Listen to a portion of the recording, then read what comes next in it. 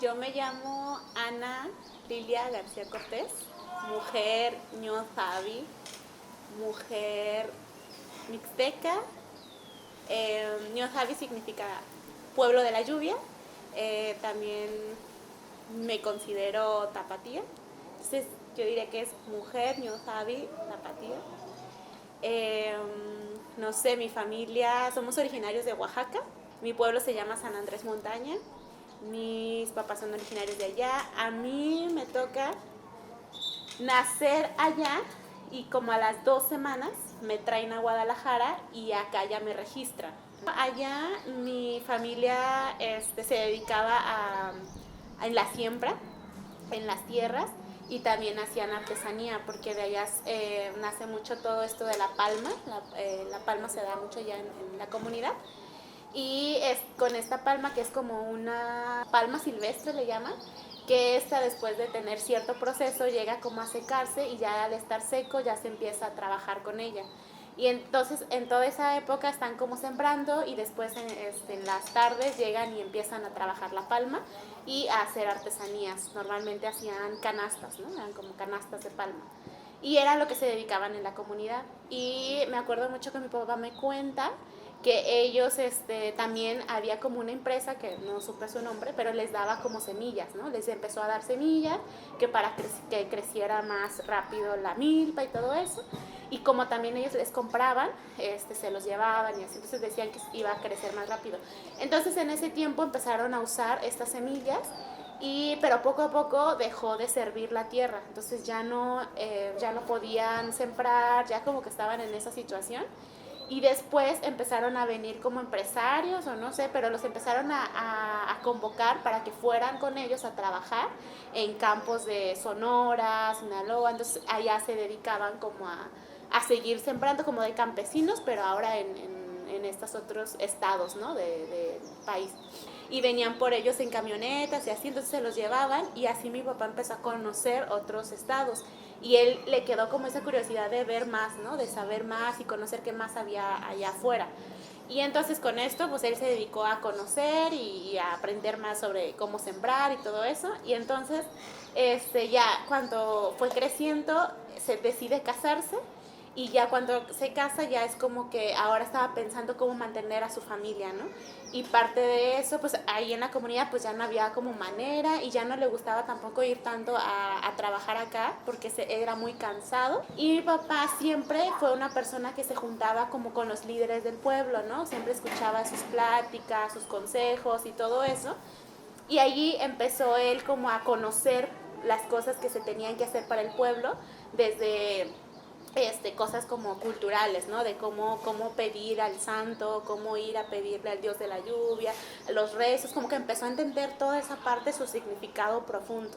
Y ya él empezó a interesar mucho eso. Y otra parte, él aprende muy rápido, ¿no? Entonces él ya sabía hablar español y ya interactuaba más con las personas que venían ahí, porque justo nuestro pueblo sí se rige por usos y costumbres, pero de todas formas tienen que tener como un cabildo, le llaman, a los que tienen que estar como viendo lo del presupuesto, así que el gobierno manda a las comunidades, ¿no? Entonces sí había como un agente municipal, policías, secretarios y todos ellos. Entonces él se empezó a mezclar ahí con las personas del pueblo y empezó a conocer esa parte también y ya empezó a ser muy participativo y todo eso, entonces ya lo consideraban como parte del equipo, ¿no? Y así empezó a ser como una persona muy líder del pueblo. Entonces él ya era muy conocido en el pueblo, muchos le pedían que fuera a pedir apoyos y así, cosas así.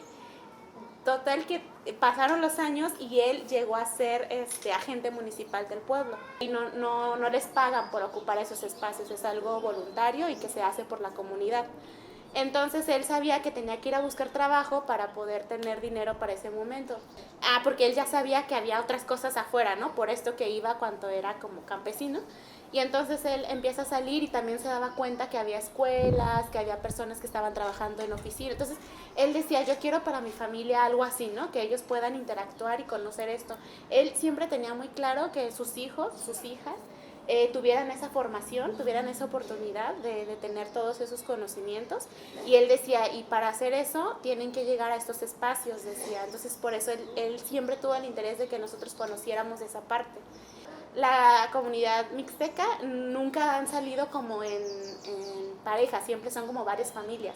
Y en ese momento mi papá ya era muy conocido, ya era un líder, entonces ya varias familias lo seguían. Y en ese primer momento que salen del pueblo se juntaron como 10 familias. Y entonces salen todos a buscar como dónde quedarse y me dicen que el último lugar antes de llegar a Guadalajara donde estuvieron fue Monterrey. Y en Monterrey no les gustó el clima, o sea, era demasiado frío o demasiado caluroso. Entonces decían, no, no, no. Entonces se mueven a Guadalajara y en Guadalajara el clima les gusta y luego la gente de Guadalajara no conocía su artesanía. Entonces les gustaba y compraban y compraban. Entonces para él ya era una ganancia el clima, que si compraban la artesanía ya tenía dinero nuevamente. Y entonces, con eso en mente, él decía, pues ya hay que quedarnos en Guadalajara.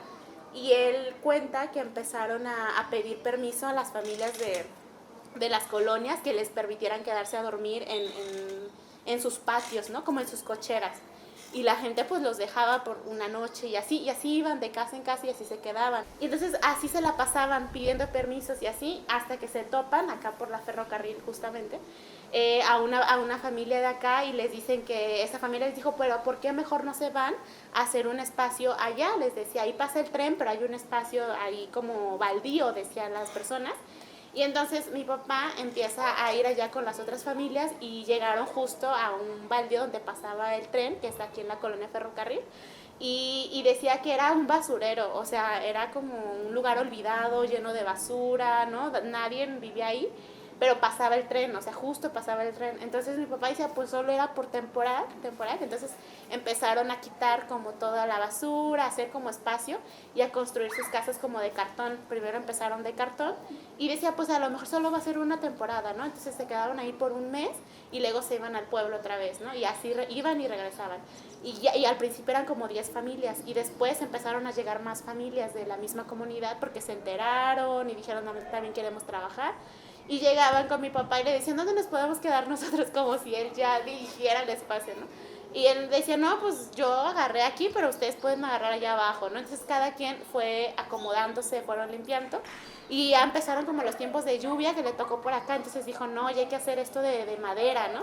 Y ya empezaron a quitarlas de cartón, empezaron a poner casas de madera. Mi papá siempre tuvo claro que no quería construir todavía de cemento o de ladrillo, porque él decía, es que este no es nuestro territorio, ¿no? Y nos van a quitar en cualquier momento. Entonces él nunca quiso construir de esa manera. Pero es una persona que siempre se movía mucho y se conectó con otras fundaciones y así. Entonces, una cosa tras otra lo llevó a conocer a un grupo de personas religiosas.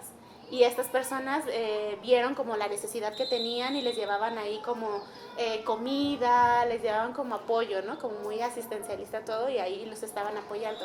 Y ya mi papá empezó a sentir que quería que sus hijos estudiaran aquí, ¿no? Entonces empezó a buscar escuelas y nos metió a la escuela y así. Entonces ya empezó con estas personas a ver si podían conseguir un terreno donde ellos pudieran ya vivir y que fuera de ellos. Y ya, pero esta persona le dijo, sí, pero tendríamos que hacer manifestaciones, tendríamos que ir a hacer solicitudes. O sea, no es solo pedirlo y que te lo den, decían, teníamos que hacer ciertas cosas, le decían a él.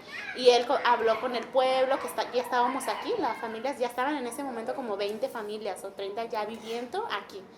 Y entonces ya decían todos, sí, como la mitad de ellos confiaron en él y lo siguieron y hicieron todo eso, hicieron manifestaciones, hicieron hacer solicitudes y otra mitad dijo, no, nunca te lo van a dar, ¿para qué vamos a hacer eso? ¿No? Entonces ellos no quisieron.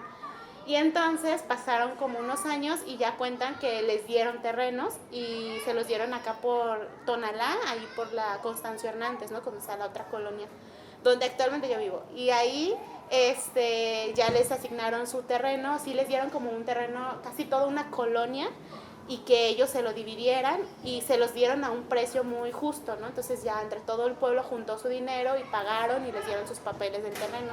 Que ella empezó a construir ya como con ladrillo y todo, y ya una casa fija, ¿no? Y ya con eso ya nos metió a la escuela